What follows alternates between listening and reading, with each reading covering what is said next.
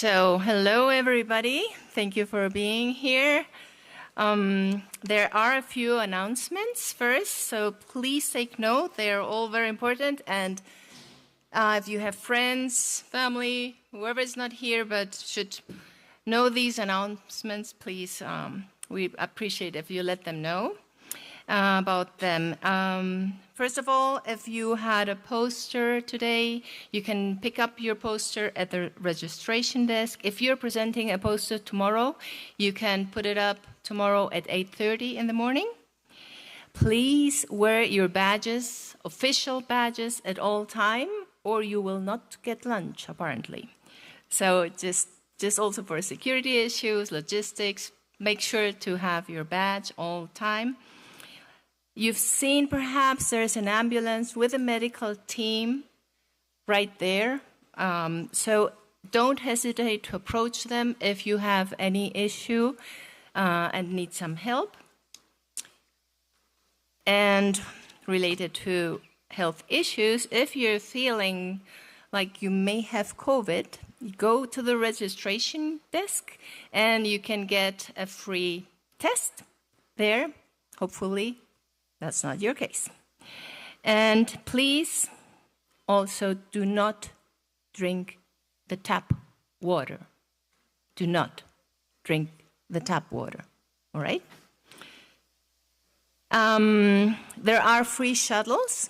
So from today through Thursday, there will be, in the morning, they will be leaving at 8:15 from 2 locations.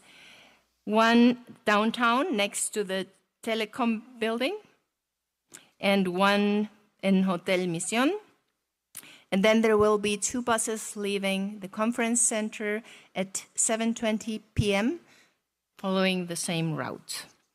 And also, please to remind all session moderators, so symposium organizers, but also those of you who moderated oral sessions, to please fill a report in the ATBC webpage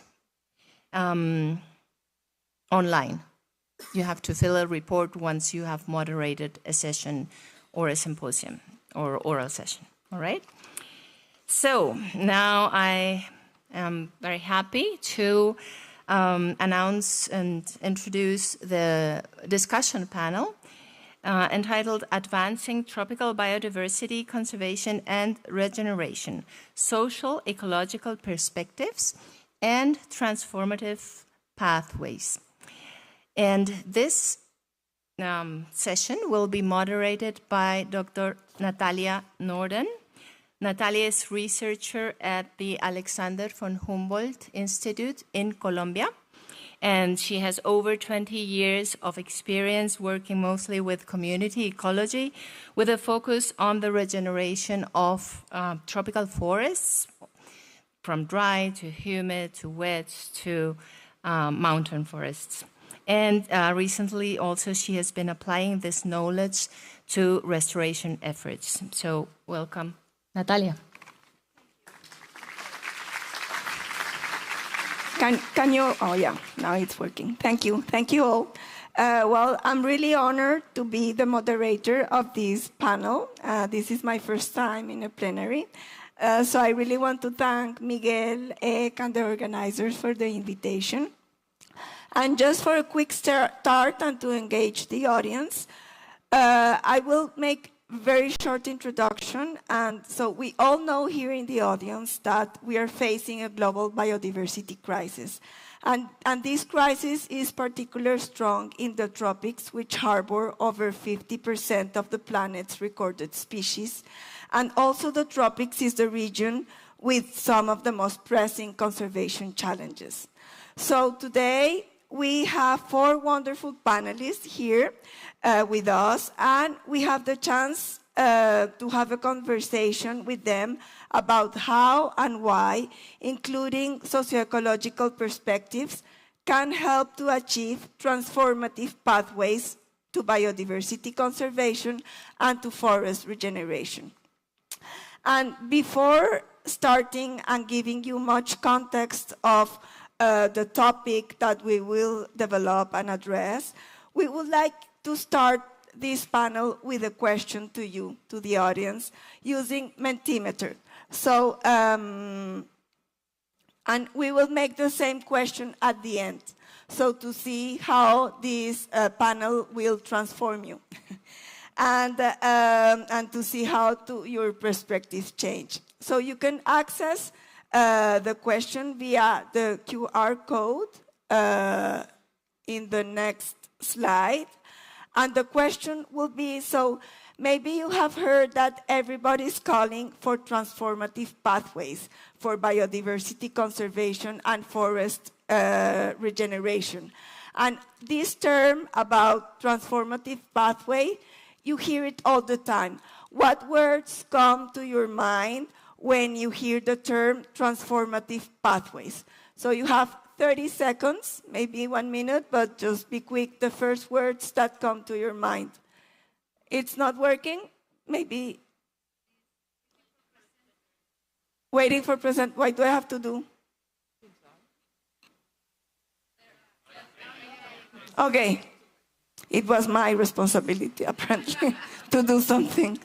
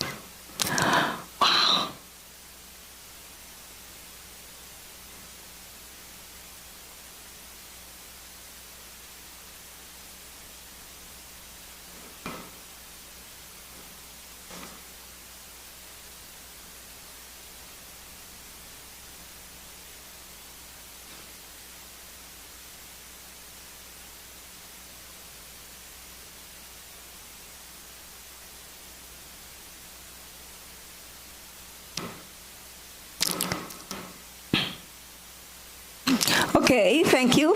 I don't know if you saw, but something very interesting happened is that change was the main word and it became bigger and bigger.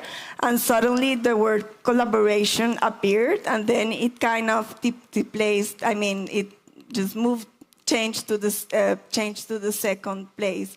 So we will see how this change after the end of the panel. So we asked you this question because this session is not about the crisis, about the biodiversity crisis. It's about our responses to this crisis and the way how we as researchers and practitioners and maybe other kind of work you have by attending the ATBC can tackle conservation in this context of crisis. So many of us have been formed through a discipline-based approach. Mostly biology is my guess here at ATBC, but maybe now many people are coming with other approaches. But we urgently need to move forward to transdisciplinary collaboration and multi-actor engagements. And we need to recognize the intertwined nature of socio-ecological systems. So this panel today is to think about this and to have an open dialogue about how and why, including socio-ecological perspectives, can help to achieve these transformative pathways to reach biodiversity conservation and forest regeneration.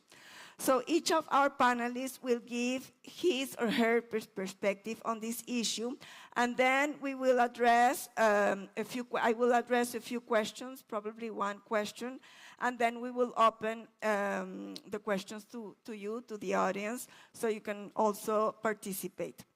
So I am pleased to welcome Robin Chazdon. Robin is one of my mentors in my career, so I'm very proud of being here with her. Robin is a professor emerita from the University of Connecticut and is now a part-time research professor with the Forest Research Institute at the University of the Sunshine Coast in Queensland, Australia. She has had a long-term and ongoing collaborative research that focuses on natural regeneration and succession in forests, mainly in Costa Rica during her career, but overall in the tropical America. And more recently, although recently is like the last 15 years, she works in restoration and ecosystem services provided by forests worldwide. Since 2016, Robin works as a consultant in the global conservation and restoration arena and is an active member of many of the global restoration initiatives. Currently, she's a senior fellow at the World Resource Institute. So, Robin, the floor is yours. Great. Thank you. Oh, okay. Great. Where do I point it? I think it's the front.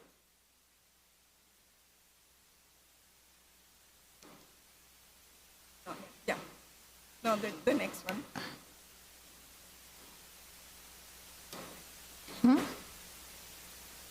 It's not going. There we go. So I want to start with this because there was a set of videos that Conservation International put out. You can see the link there. You can go to the link, and you'll hear a beautiful rendition of Mother Nature speaking in the voice of Julia Roberts.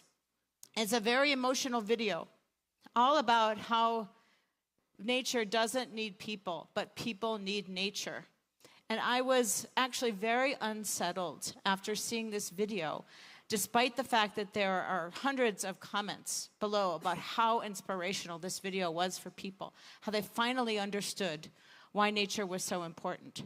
And what bothered me about this is this disconnect.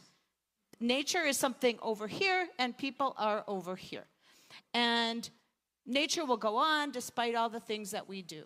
Well, maybe that was true tens of thousands of years ago, but it is not true today.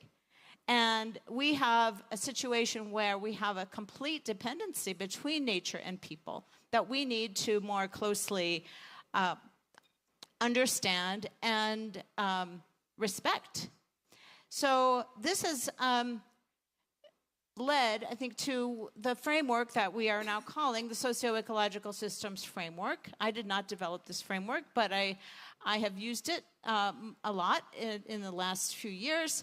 And I just want to point out a few things about the way the framework is presented, which I also have some problems with. Because you see here the human system in its own little circle, and the ecosystem in its own little circle, and then they're not directly related. I added that red line that's connecting them, that double-sided arrow. The connections are between the interventions that people do that affect ecosystems and then the services that ecosystems provide that people use. But there was no direct line. So that sort of was discussed this morning about that lack of the relationship being part of the framework. And I think we need to add that red line, and we need to also view this system as having direct relationships between humans and ecosystems, or nature, as we call it. And to see the set of human activities that we are talking about, as described here, and the set of natural processes as completely interdependent. They are not separate in any way. And that's something I have learned and something that I think we need to take with us in everything that we do. I also love this graphic, which I got hunting around on the internet for a talk I gave last summer. And it basically looks at how we conceive the embedding of different systems. The typical and traditional perspective of, I would say, Western philosophy is we see everything through the lens of economics, through how it's benefiting people. And then the social systems are embedded in that, and then the ecological systems are embedded further. So they're farther from the human. And in fact, I think that's completely the opposite of the way we should be thinking about this. That is, everything in the world is embedded in ecological systems, including the non-physical parts of the world. They're all parts of ecosystems. And the social systems that we live in and occupy are parts of those ecosystems. And then the economy is part of those social systems. So this is, what I think is the biggest challenge for transformation is this upside-down concept of how these different systems are embedded in our world. Okay, so I think that's pretty much all the time. I had another slide of the bridge. It's not in there, but the living bridge. Oh. No, there's another bridge. Maybe it'll pop up later. Maybe we can find the bridge. Please try to. Yes, No. Sorry, no, maybe the bridge. I don't want to go through yours though. Maybe after, yes. Oh, this one.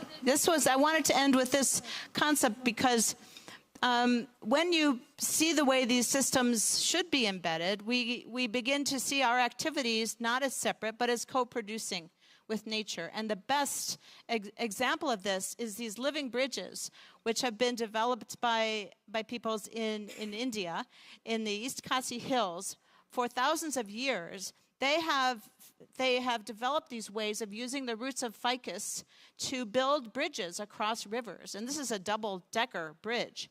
And they use other species as well. But this is just a pure example of co-creation and co-production that shows how we can collaborate and work with nature together to accomplish so many things. So, thank you. We go back. Okay. Thank you, Robin. That was magnificent. I loved your approach. Now we have with us Yesenia Hernández Márquez. Yesenia is an independent consultant, an activist, and an academic in sustainable development matters. Her work recognizes indigenous people and local communities' heritage and rights, and her work is completely based on the co-production of indigenous and traditional knowledge and other knowledge systems. She also has experience in international agreements and organizations on biodiversity conservation, world heritage access and benefit sharing, and finance for community-based biodiversity conservation and restoration. She's a member of many organizations such as the Go Positive Nature Board and IPBS and many others. Yesenia, the floor is yours. Hello. Pariush, aho to the Mother Earth, aho to the Great Spirit. I am very happy to be here with you. Thank you very much for this kind invitation to this renowned event, especially for giving me the opportunity to address. I define myself as a bridger between different knowledge systems, but also bridging the best evidence with the policy-making processes. And there, I will follow my on the next level of bridging nature and society. But now I will talk about the bridging between the indigenous and local knowledge and the Western science. And the second level of co-production and the second level of bridging. So in this meeting, I am very happy to. My happiness is bigger because we are addressing the inclusion of diverse approaches, diverse actors, and of course the local knowledge. This is critical for places like the tropics and especially in Oaxaca. We are here as an indigenous peoples, but celebrating this event in Oaxaca, it's an opportunity to highlight and to thank to all the indigenous peoples and local communities for all the diversity they have effectively management kept, and acknowledging that this is due to their knowledge, management, and implicit cosmologies, but especially because of the love that we have for our land and the Mother Earth. With the indigenous peoples, we have a significant and reciprocal relationship with the nature, with our Pachamama, Mother Earth, or many others, the names that we give to our lands. But the academia mentioned or is approaching to us because our knowledge, the indigenous and local knowledge, the traditional knowledge or traditional ecological knowledge, it's critical for nature conservation. In traditional ecological knowledge or ILK, the different names that we have for the different knowledges, because I want to point out that we don't need to make the difference. We don't need to have the difference between indigenous and scientific knowledge. Both of them are important and critical for nature conservation. And our knowledge is a set of knowledge, innovation, practices, and sometimes technologies.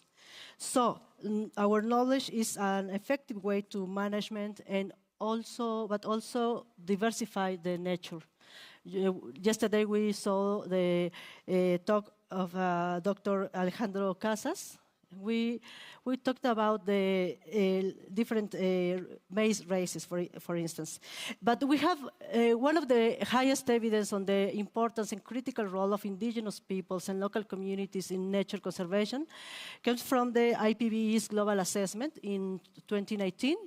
And one of the key messages that I usually I am very grateful and happy to work with is nature is generally declining less rapidly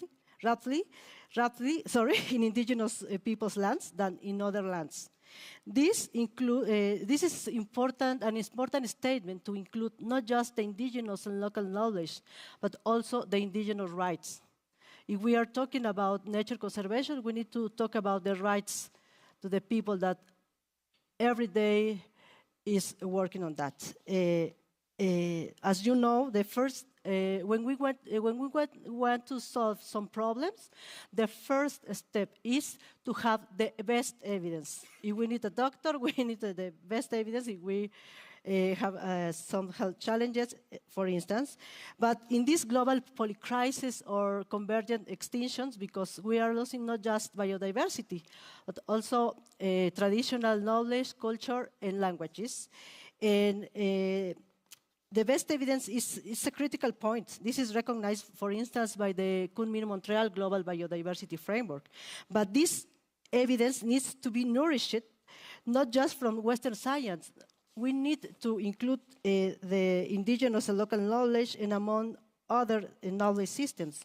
This work needs to be done under the ethical ways and following standards and, of course, the due diligence, while remaining open to diverse perspectives, knowledge, and methodologies. For instance, we cannot measure the traditional knowledge with the Western science sizes. We need to co-produce, to co-create, and to dialogue between different systems. Co-producing between different knowledge systems is an initial step in bridging and build high-value data. However, it's not enough to transform the current socio-environmental crisis. We need a second step or a second phase into how the scientist community, the academia, translate or bridge with people with enough skills to translate, because we need to communicate all of our amazing findings to the society, to the policymakers, business sector, governments, etc., in order to create new policies and to really transform and to have these pathways. Oh, sorry, I was forgetting. I forgot that. If we want to transform or to inspire transformational pathways in all society, we need to do this. But after translating and informing society, we need this is not enough. We need a next step too, that is the advocate. We need to advocate, we need to make lobbying with the policymakers, for instance, our governments or the companies, etc., in order to promote the transformations, the transformative change that the world needs. I have some examples of this kind of work. For instance, we, as the indigenous peoples and local communities, at the CDB Convention, based on the IPBE's findings, we advocate for having the inclusion of our rights and standards and safeguards at the Global Kunming-Montreal Global Biodiversity Framework. And now we have the first subsidiary body on indigenous peoples and local communities in an international body or agreement, the Convention on Biological Diversity. This is a very big achievement based on the work done for the scientists, academia, and the advocates and NGOs and other civil society groups. The current polycrisis needs the best evidence for these transformative solutions. So, we have a lot of knowledge here. We are scientists, we are practitioners, we are experts, but we need to make the knowledge alive. We need to give life to this knowledge because the knowledge is need to go beyond from the computers, from the libraries, to the people, to the society, especially in the tropics. In the tropics, we have challenges, economical, social, cultural challenges too. So now I would like to invite to all of you, please, if you have at least published one paper, raise your hand. At least one paper, please, you too. If you have one book, have you been in a conference sharing a talk? Wow, we have a lot of knowledge and amazing knowledge, but we need to communicate this knowledge beyond the academia. And finally, I have some last remarks. If we want to impact, please, we need to bridge, we need to co-produce. And I have some ideas and some questions to you. Please don't answer now. Take your time and think about this. Which impact can I have with my work? This is a question that all of us can ask. Which impact I want to have in the working on tropical biodiversity conservation and the global transformation. Of course, the transformation towards sustainable models and how I can improve my contribution. Finally, I promise. I'm sorry, I have some takeaways to you. The importance of different social groups. The society is like an ecosystem. We have different roles and different contributions, but we need to interact. Different knowledges, of course, the due diligence of when we work, including indigenous and local knowledge, and bridging first among ourselves, and bridging with other systems, other disciplines, and actors. And we need the skills to bridging and or partners to do that. Be informed, think about our contribution, and my last invitation, my last call to you is stand up if you have really felt our indigenous and local communities have contributing in something, or at least a small bit of the incredible work you have done. Stand up if you believe this. Thank you very much. The last part is if you feel it's not, we have answered, but thank you very much for the stand-up and for be aware about the importance of indigenous and local knowledge. In my language, thank you is estiocho. Estiocho to all of you. Thank you. Estiocho.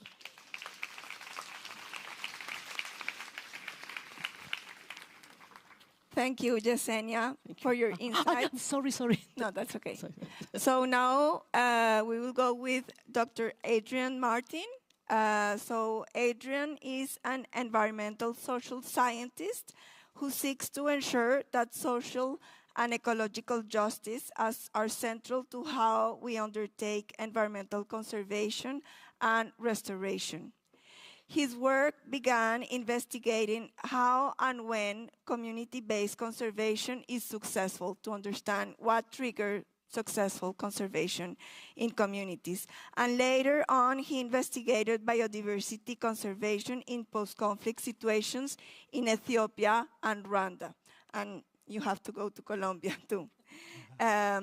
This was followed by a period of learning from doing, contributing to design and implement a scheme of payments for ecosystem services in Rwanda and a red carbon forestry project in Tanzania. These experiences reveal the role of social justice play in fair and effective nature conservation, and this has been a key concern for him for more than a decade. Right now, he's developing the know-how to advance just transformations through conservation and restoration of socio-ecological systems, and this is his current priority. Adrian, please. Thank you so much, Natalia. And it's lovely to be here. And thank you in particular. Oh, I can't see Miguel now, but thank you for the invitation. It's wonderful. When I think sometimes, one of the reasons why Natalia says, we see everybody calling for transformative change now. And I think one of the key reasons for that is just simply because we're in a crisis. We want big, urgent change. And one of the dangers of acting in the midst of a crisis is we can kind of lose sight of justice. You didn't. It appeared on the screen in the word cloud, so well done. Anyway, and I think that sort of integrating social and ecological approaches is one way in which we can obviously keep sight of justice. So I want to make 4 points in support of that. Firstly, a foundation, really, to make the point that the ecological crisis is, at root, a social ecological justice crisis. I mean, often when we think about transformative change, we're thinking about change which goes beyond addressing the symptoms of the problem and seeks to understand and address the underlying causes of, in this case, the biodiversity crisis. We can talk for weeks about what those underlying causes are, but thankfully, those lovely IPBES assessment people have done it for us. Thank you, Rafa and team. So here on the left-hand side, I'm just going to take what they say. And it aligns with a lot of my thinking in the past, coming from political ecology and environmental justice, that we can trace back the underlying causes of the crisis to social inequity and social justice. Here, in particular, the concentration of power and wealth, and how that allows a subset of the people to push an agenda for development which leads to disconnections between people and disconnections between people and nature. Second, that if we take too singular a focus on the ecological dimensions of the problem, we can overlook the biocultural basis for stewardship. We're unlikely to be transformative or to achieve transformative change if we focus mainly on the ecological, because we do fail to understand or fail to recognize and promote those powerful relational motives which we heard about so eloquently this morning. I won't try and repeat this. The picture here is from a small community in northern Laos, a sacred grove. Those are little buildings, they're not full size. But equally, and this is a point that Berta made this morning as well, that it's not just Indigenous people and local communities who identified the value of relationships and of reconnecting or building connections with nature.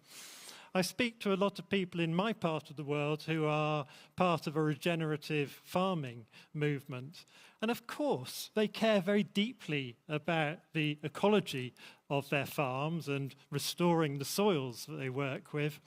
But at the same time, they also say this won't be transformative unless we also have change in the bigger food system. And they talk about the need for reconnections here, reconnecting people with the production of food, and perhaps most of all, reconnecting people with land. Third, again, if we only give a low priority to social dimensions, there's this very practical problem that I'm sure many of us have faced, is that we create what I'll call justice barriers to transformative conservation. I was reminded recently of a political theorist called Henry Schur, and he was talking about climate mitigation, but he came up with this principle. He said we should never ask people to reduce subsistence emissions if we can achieve the same level of mitigation by asking other people to reduce luxury emissions. It's a great principle. I love it. But unfortunately, it's so hard for us to achieve this with conservation, because the luxury consumers who are creating so much of the problem are not the ones living in the places where we do conservation and restoration. So too often we find ourselves in a position of somehow wanting or expecting local people to at least modify their subsistence livelihoods. This picture is from the Gola forest in Liberia. I was there in January, and the villagers there are very keen to make precisely this point. We support restoration of upland forests, but we just feel we're being asked to pay too high a cost for it. In this case, they're being asked to reduce or actually stop their upland cultivation. And again, putting the social at the heart of our understanding of the problem will help us to remember these things. Fourth, finally, I want to end on an optimistic note and just summarize very briefly this systematic review published last year, which categorized conservation and restoration interventions according to the level of participation. The diagram sort of reflecting Arnstein's ladder from the 1960s, you might remember it. So at the bottom, we've got interventions where local people are entirely excluded, where it's driven by an entirely ecological agenda without a concern for social people. At the other end of the scale, we go up to local communities having primary control or even full autonomy. And what it tells us, the green line is for how many or what proportion of the projects report positive ecological outcomes against their own objectives. And at that lower levels, if you exclude local people, or you just take a very tokenistic approach to participation, a bit of consultation here and there, maybe think, a bit of economic compensation will sort it out, that doesn't make any difference. 25% for excluded, 25% for tokenistic consultation. You only get that tipping point, you only overcome that justice barrier when you get to the upper levels of genuine partnership, primary control or autonomy, and then suddenly the success levels reported go up dramatically. Thank you.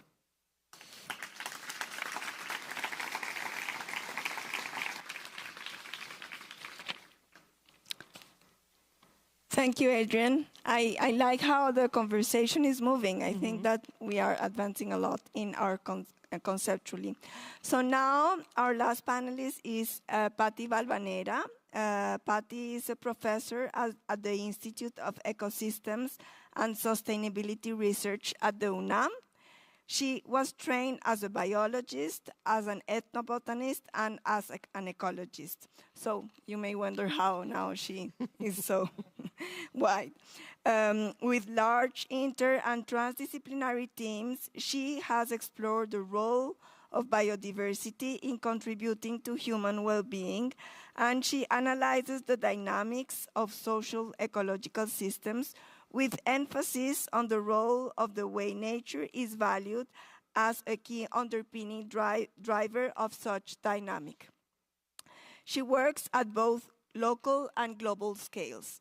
At the local scale, she monitors the dynamics of managed diverse tropical systems and co-develops more sustainable food systems through transdisciplinary processes with the families of smallholders and creatives around the kitchen. At the global scale, she develops conceptual frameworks and monitoring strategies, performs cross-site synthesis, and delivers assessments at the science policy interface in many entities such as IPBS. Thank you, Patty.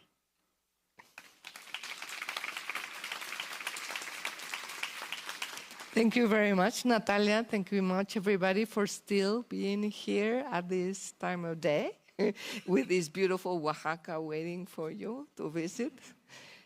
So the question was, how do we achieve the transformations needed to address the current crisis of the tropical systems, and how can we have more social ecological approaches to restoration and regeneration? And my take-home message is that in order to do so, we really need to transform the way we do science. That's really one of the core messages of transforming the way we generate knowledge in ways that it can really contribute to the change we want. And in order to illustrate this, I want to build upon the very diverse and profound lessons I have obtained over the last 4 years from all the different members of our transdisciplinary collective. You will see the different territories, but in our collective there are artists, communicators, farmers, cooks, elders, children, and scientists, and people, academics from the humanities from different disciplines. And I forgot to put the timer. So I want to illustrate with this picture that was taken here in Santo Domingo, Tomaltepec, only 20 kilometers away from here. This is how we work. We work in a public place with music, with children, cooking, and it's a transformative, transdisciplinary research. And we use trans because it goes beyond discipline. In this arena, there's no the scientists, the ecologists. I'm just Patty and Pao. And, we are just people. And we are all scientists in particular beyond our comfort zones. Nobody's the specialist.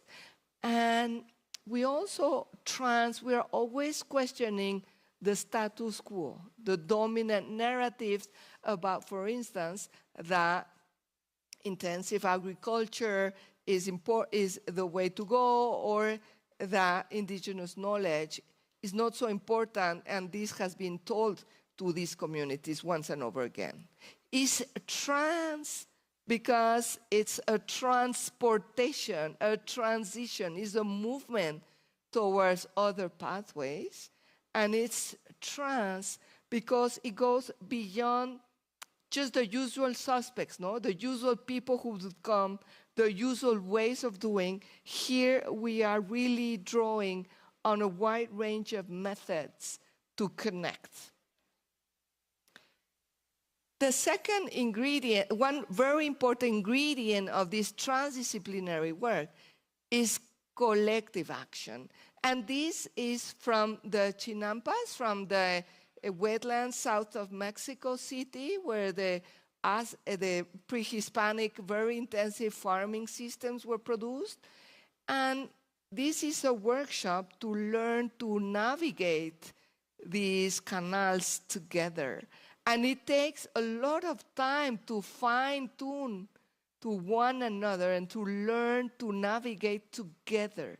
And collective action is very important. And it's about collective learning and experimentation. We all learn.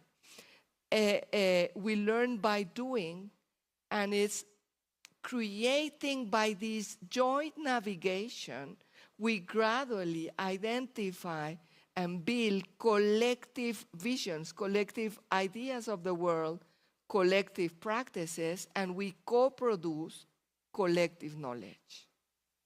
But also, by doing this so together and by planning together, by leading together, by making decisions together, and by undertaking reflexivity together, we mobilize the collective agency that is already there. Another very important issue is commitment. And commitment is not the opposite, but in my mind could be the opposite of parachute science. Committed science is committing to listen very carefully to the different needs, to the different perspectives, to the different voices, to the different perspectives. It's about committing to nurturing meaningful relationships. Somebody put in the words love, exactly love. Committing to making sure that others are happy as I want to be happy too. And also committing over the long term. It's very different as, I have to finish my master's, I have 2 weeks, and I have to take field work in a few weeks.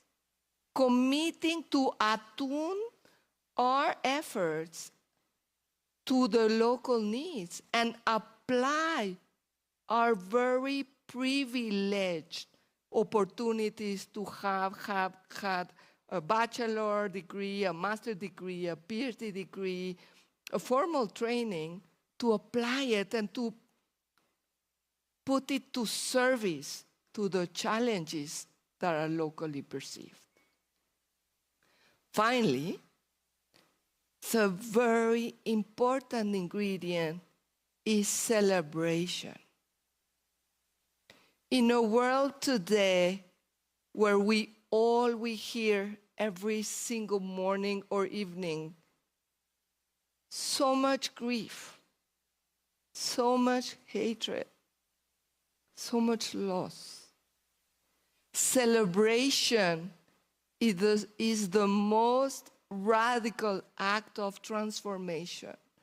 As we saw and felt last night, we were celebrating the fact that people from all over the world came here to gather. We were celebrating life. We were celebrating people, relations. By the way, the previous picture was from the tropical rainforest, and this picture is again from Oaxaca. And we are in the streets with hundreds of people, not celebrating the saints or celebrating the local traditions. We were celebrating biodiversity. We were doing a biocultural calendar.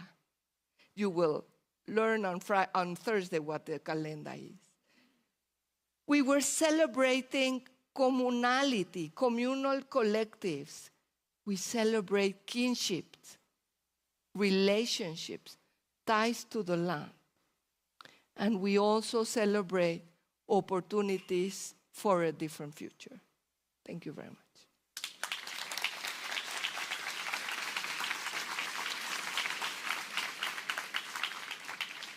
Well, thank you all. That was really splendid. I love how we see like a thread where Robin started with the conceptual framework that needs to be changed, and then Yesenia and Adrian emphasized on the importance of other concepts such as bridging and system knowledges and the recognition of rights and justice, and then how Patty ended up by describing through experience, her actions and the ingredients, like more like terrestrial, what do you need to do in the field and actions.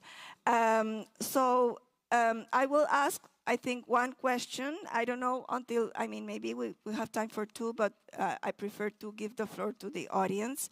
Because ATBC is a great association, but which mission is very focused on the young generations. I feel that maybe with the talks of the plenaries of yesterday and this morning, which were excellent, young generations may feel overwhelmed, like, how do I embrace all this? If I'm starting and I need to have a social-ecological approach, so I need to know ecology, and I need to know social sciences, and I need to understand all these interconnections, and I need to understand the world and the basis, the conceptual. What would you recommend to these new generations to be part of this process of transformative change, so that they can feel that what they do is focused, but at the same time they contribute to this transformative change in biodiversity conservation and forest regeneration? So who would like to start? Maybe not the same order, but I don't know. Anybody has ideas? Patty, go ahead. So as a younger faculty, as a student, it is quite terrifying to think whether the work you do will be relevant and then will address all the challenges, but also will allow you to get your degree and will also be published and will be cited. And it's just terrifying. So many things you have to do. So my message would be, just be bold. Don't be afraid to just get out of the box. Break the boxes. You, as younger generations, are the ones who have the greatest capacities to think out of the box, because the boxes, the oldies, we made those boxes. So break these boxes. Do new ones. There's plenty of room for innovation. That will be my answer. Okay, thank you, Patty. Okay. Anyone? Adrian? Okay, yeah. I am on, yes. Well, I think it sounds so daunting, doesn't it? This, trying to be part of a transformative movement. But I think there are many flavors of what scientists can do. I have colleagues who see themselves as scholar activists out there trying to actually make the change themselves. Others are trying to break down the sort of epistemological orthodoxies, being post-positivist and so on. Others take transformation as the object of their study, trying to understand, models of transition and leverage point models and these kind of things. So I think find your own path is a key thing. Be bold. I love that piece of advice from Patty. And whilst it sounds sort of very boring in a way, I think, or very sort of well-known, I think interdisciplinarity is a key to it. You don't necessarily even have to do interdisciplinary research yourself, but to join collaborations with others, as you're doing here, but through other platforms. So, some of these assessments like IPBES, Global Forest Expert Panel, and there are many others. Joining these collaborations can be a super route into this sort of interdisciplinary collaboration. Yeah, that's a great point that we have learned at working at the Humboldt Institute, that it's not that you have to know everything, it's just that you have to work with other people. And we haven't been formed like that. In the PhD, you have to work by yourself, and you just have to learn to work with other people.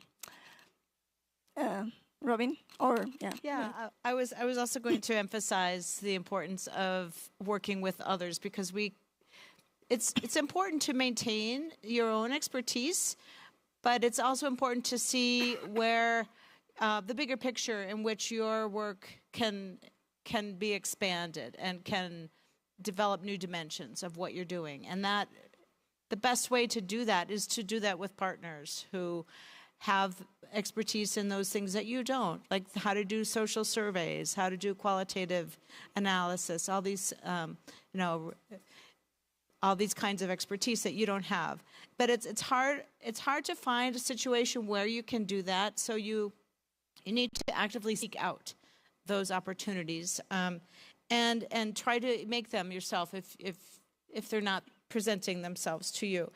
And I would also say that really be bold. Don't be afraid to step outside of your comfort zone. Mm-hmm. You have to do that in order to make those transformations. And that applies not only to early researchers, but to more established or senior researchers who may find it even harder to step outside your comfort zone. And I think that's, there's so much to be gained by doing that and finding other people who want to kind of do that with you and explore new areas. So, yeah, that's my main message. Yeah, thank you, Robin. Yesenia. Thank you very much, Natalia. Yeah, such a big question. Following the comments from Robin, Patty, Adrian, I think maybe if we want to go out of the box, maybe one very fast advice is to take your backpacks and explore the nature, interacting with people, going to the lands, to the place, especially in the tropics, where the people is interacting with nature. And the second one is to watch the news, because we need to be informed on what are the challenges. Mm-hmm. And transformative, we need to work on the transformation first in ourselves. We need to feel as well as we think. In Spanish, we have a concept of sentipensar, feeling and thinking at the same time. And the world needs responses. Sometimes when we are looking at which theme, on which topic to work in our thesis or some research, we can ask first, what is the need that the society or my people or someone has? In the tropics, we have a lot of needs. We have a lot of needs of knowledge and to understand how the nature is declining. What are the solutions? For instance, one of the main points that is is challenging with one of the topics that we need to address more is the soils, the soil and the soil biodiversity. But also the agrobiodiversity. Mm-hmm. And we have a lot of topics waiting for us to be addressed. And of course, as an indigenous person, learn from each other. When I was finishing my career, I said, okay, I know a lot of things from the nature, but when I interact with my people, with the Chontales, the indigenous peoples here in Oaxaca, I became more humble because I say, okay, for a few years that I have been studying, I cannot compare this knowledge with all the knowledge from centuries that they have of their, in this case, the wild species. And those are some key points that I want to share today. Stiosho again. Thank you. Thank you, Yesenia.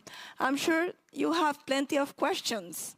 So, anybody? We have, I think, 10 minutes for questions. Yeah. Yeah. Mic is there.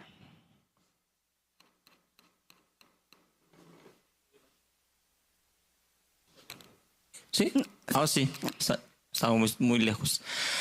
Thank you very much for this panel. I was in an interview some months ago with a journalist in the context of living labs. Mm-hmm. And at some point, he asked, okay, I know it's a good way to put together the scientific knowledge, like in the society with the communities. But is it possible to do that in all the communities that they need it? So then I thought in the project of Cocina Colaboratorio.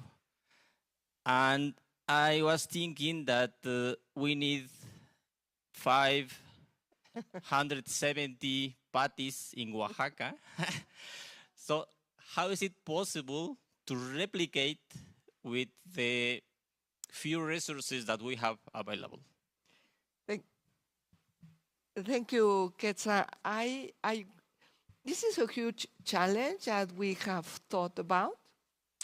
And the issue, I would like to go to one point that Berta raised this morning. Do we want to scale up so the learning go to policy, like Yesenia told us how this knowledge went all the way to Kunming,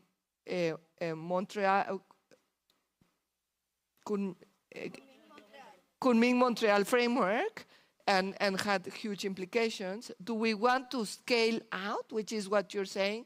Should we reproduce it in the 570 municipalities of Oaxaca? Or do we want to scale deep? As a project, Cocina Colaboratorio, we have chosen to scale deep because we have chosen to rather understand better and better and better every day how people think, what they need, how systems work, and to undertake these living labs in the streets, in the canals, and so on, and to innovate. But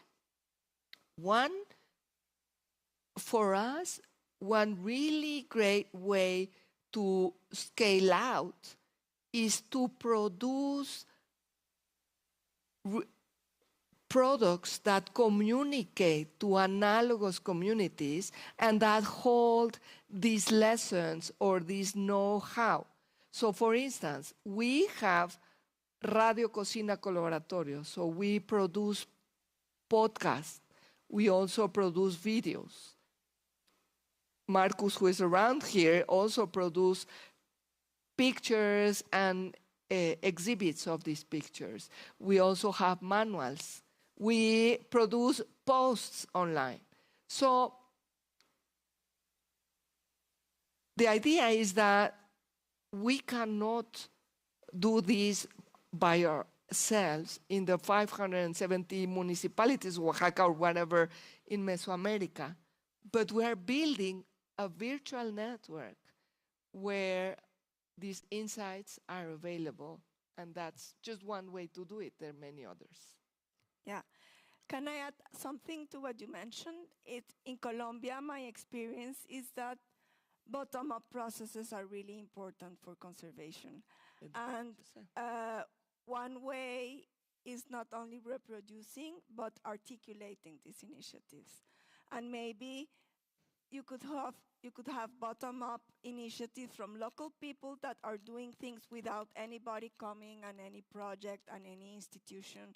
There are plenty of processes that are occurring in the territories, but maybe they're not articulated. So maybe the top-down approach could be, instead of going and giving money and saying you do that, you monitor, you could articulate these initiatives, and that would be a way to amplifying, and there will be more heterogeneity in the initiatives, and they could each learn from each other. Anybody wants to answer? Just, I mean, a very brief analogy. I'm not sure if it's helpful, but I think it was Paul Robbins, a political ecologist, who said that we need seeds, but we also need an axe. So Patty is, sort of, well, many of you here are sowing the seeds of good practice, which we hope demonstrate and send out these ripples. But at the same time, there is probably also a sort of not a top-down approach, but a top approach where you have to sort of chip away at those obstacles in power, which prevent the seeds from flourishing and spreading. Yeah, you're right. Any other question?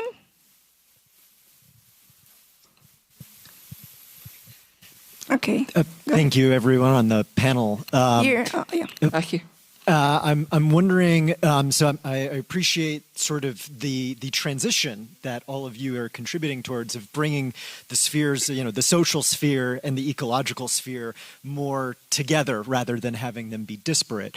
I'm wondering, though, if that process also comes at some costs, because they are a way in which we have sort of made these systems intelligible for many of us. And I'm wondering how we could reconcile that and have that very necessary transition while also hopefully avoiding or allowing that to continue being a framework that also allows for distinctions and sort of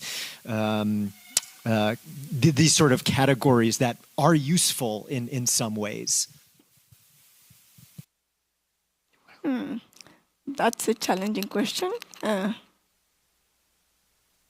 Robin. Well, nobody said it would be easy or necessarily harmonious. I think that there are tensions when you are bringing together two essentially two different worldviews. And it isn't always going to be smooth.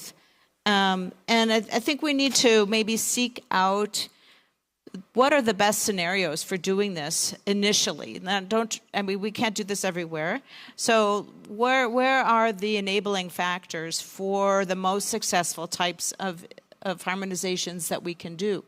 And slowly build momentum this way, and not expect that we can do this everywhere all at once. So that's what I would suggest. I think there's already processes happening around the world, and maybe we aren't recognizing them well enough. So we need to understand, how do we identify when this is really happening?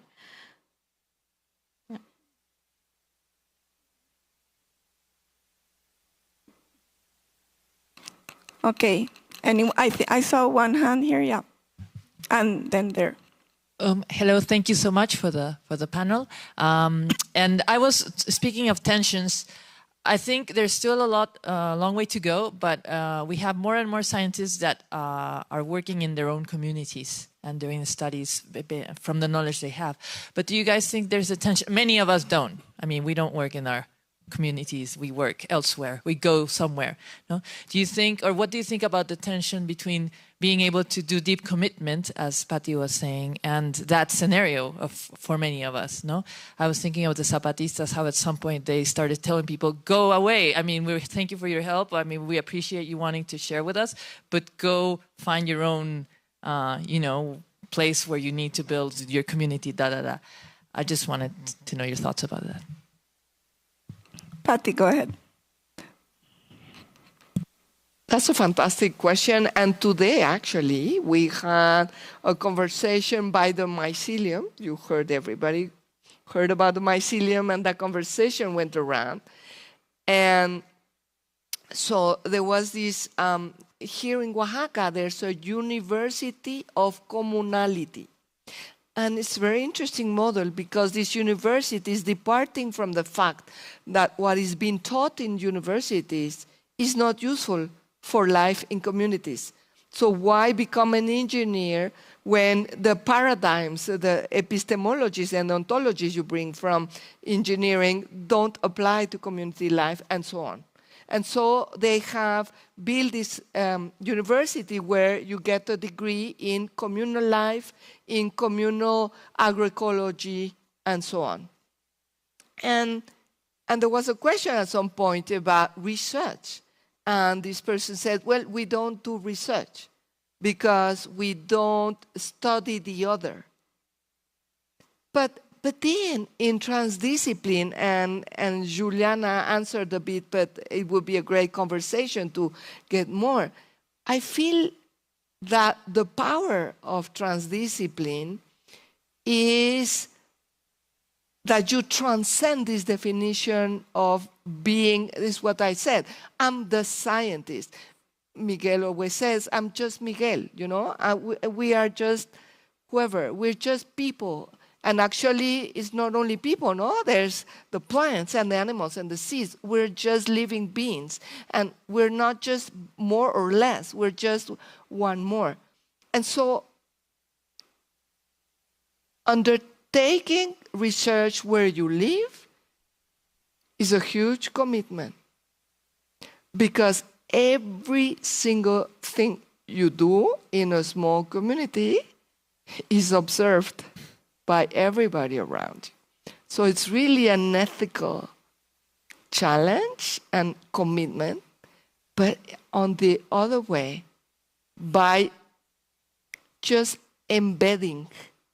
And I recognize, for instance, in my case, I'm adopted. I'm not Mingana, I am adopted, or I feel adopted, but it also comes with a challenge, Mingana, from Santo Domingo. But it also is so rich, because every day we understand better why, what is needed and how it is needed, and how our skill, everybody's skills, the child, the farmer, the cook, or the specialist in fire would come handy when there's a fire, for instance. Yesenia, do you want to answer? Yes. Go ahead. Thank you very much for this question. In my context and in my work, in Mexico we have a phrase that states more or less, anybody is prophet in its land, in their land, sorry. But it's quite complicated, but sometimes in some communities when they have some specialists, they ask for the support. But the main step, the main point is if the community asks to you, or if you travel to a community or you approach a community, my recommendation is the first step is just going and say hello, how, just an informal thing. And if you know the community say or with you, or there is some need, a specific need or some needs, you can start working with. So I would like to point out that as researchers and people working with on nature conservation, we have a lot of challenges. We have violence, we have socio-economical conflicts, socio-environmental conflicts, especially in indigenous lands. But those challenges could be addressed if we create networks and we work together. And of course, we need to be careful about this, and because this is a work that the government needs to address. But we can see in Mexico, sadly, sometimes the challenges in the research because the people don't allow to go to the land, to the forest, etc. And the last two words is, please don't replicate. I know you are not doing it. The vertical processes. And not creating needs or challenges to the communities. And of course, the colonizing the research, the colonizing the work with indigenous and local communities. Estiacia. Okay, thank you, Yesenia. Okay, I think it's getting late. People are leaving, so maybe we should I take a last question or should we go to the Mentimeter? Last question? Okay, one more. I saw one, okay, over there. Hi. For my experience, I've perceived that ethnographic work is a really long-term process in terms of establishing like true and genuine relationship with the people at communities. So I would like to know, like, what's the point of balance between producing knowledge in this bridge and the commitment it takes, like long-term and short-term, in order to conserve that territory. Who wants to answer that? Yesenia, go ahead. Okay, sorry. sorry, I have challenging with the microphone. On my experience, we need to create confidence with the communities, and we need to. Sometimes when I got a new community on the new approach, we ask for the rules. We ask if they have some rules or protocols. Now the community protocols are amazing tools, right or not, written or not. If the community has some ideas on how to approach or how to the external actors should approach them. Confidence, and maybe when we have some common challenges, common things, or common questions we can create. But as you know, this takes a lot of time. But after, when you achieve in this effort to creating the confidence, this kind of exchange with the community, anybody can, or it's difficult to break this. So those are some kind of ideas that I want to share, and of course recommend to be careful with some actions and some ways of thinking. Another thing is someone talk about the community-led processes, and it is important when you achieve when you help one community or the community to lead their processes. I think it's could be or need to be one of our main aims. And there is a lot of things to do to work, but I would like to recommend you the methodology to develop community biocultural protocols from the Natural Justice. It's a book that you can find online, all of you, and they have the specific recommendations on how to approach with a community, and no vertical and more same level of language. And the last one is, on my experience, I really love to work with the communities in a way to acknowledging their capacities. For instance, when I work with the Nagoya Protocol and access and benefit sharing at the capacity building, I am very proud that the people in the communities where I have been worked, they can explain to all of you what this genetic resource is in Zapotec, for instance.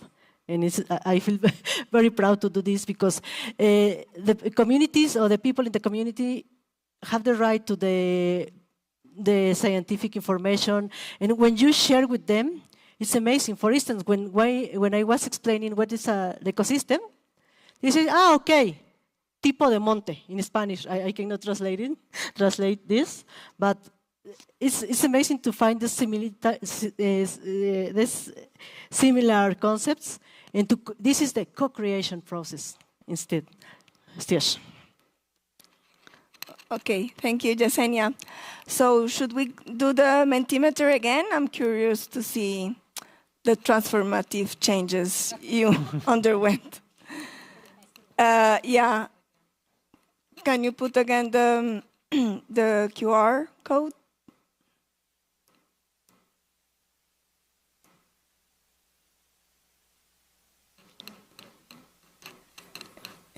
Yeah, I guess it's coming. It's there. It's over there, yeah. No.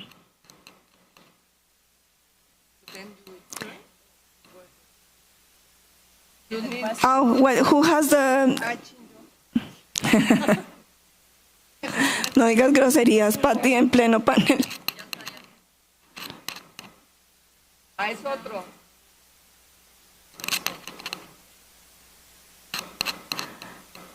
And we will see the cloud word here, or you will tell us how it changes.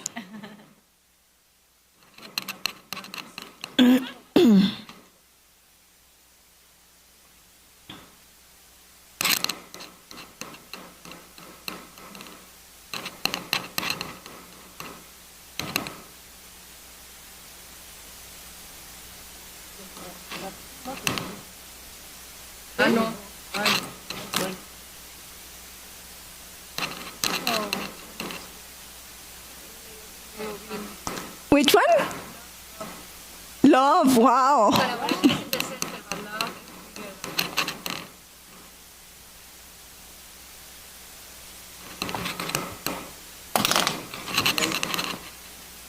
No, no se ve nada.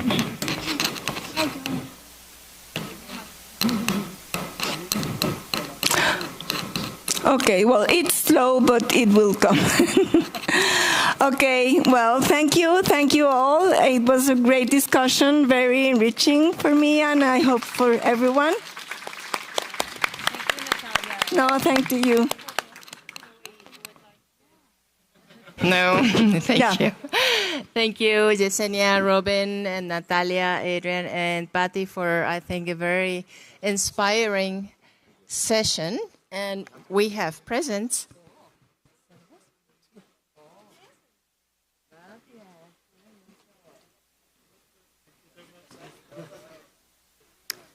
So I think we can give another round of applause.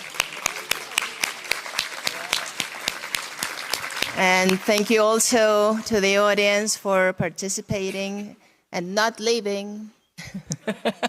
And we'll see you tomorrow morning for a plenary at 9 o'clock here.